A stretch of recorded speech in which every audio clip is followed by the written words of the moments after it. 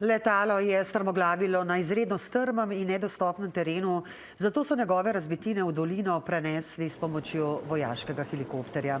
Kar nekaj časa so čakali na primerno vreme, sedaj pa jim je vendarle uspelo. Mateja Polšak-Čuk.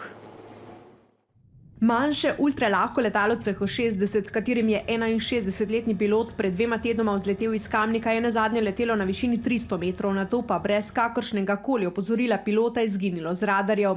Letalo so s pomočjo helikopterja locirali uro in pol po obvestilu, da je pogrešano. Našli so ga na strmem pobočju nad Čepovanom, pilotu žal ni bilo pomoči. S pomočjo helikopterja so razbitine sedaj tudi prenesli v dolino.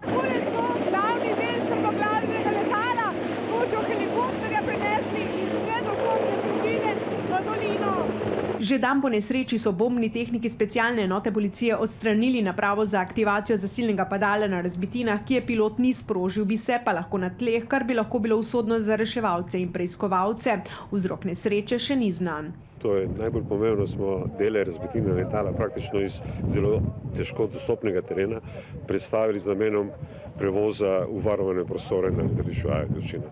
Preiskava se nadaljuje, okoliščine bodo dali s končnim poročilom. Ugibanj je več, med njimi je tudi močan veter, ki naj bi pihal pred 2 tednoma. Ni nič pokadilo ali karkoli? Ne, nič. Sam počlo je, kakor, ne vem, tako močno. A je bil močen veter, pravite, koliko močen? Ja, kar predvsej močan je bil, ja. Tako da sem mislil, da je pač veter nekaj prestavil, no. Domačini so z zanimanjem opazovali tudi nenavadno dvigovanje razbitin s pomočjo izurjene posadke Slovenske vojske. To, kako so dvignili letalo, kako ste spremljali? A zdaj? Ojej, strah.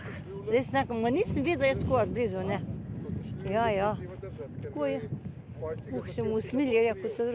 Tako iskalno akcijo, kot tudi odstranitev letala, ki je bilo sicer registrirano v Italiji, je koordinirala novogoriška civilna zaščita, pomagali so domači gasilci iz Čepovana. Smo zagotovili poseg gozda, se pravi prvo dostop do samega letala, poseg gozda, logistično podporo, tako da je helikopter lahko enostavno dvignil letalo in ga prinesel v dolino. Letalo so nato prepeljali na varno v hangar, kjer bodo opravili dodatne analize materialov in tako razrešili, kaj je botrovalo k tragičnemu zaključku poleta.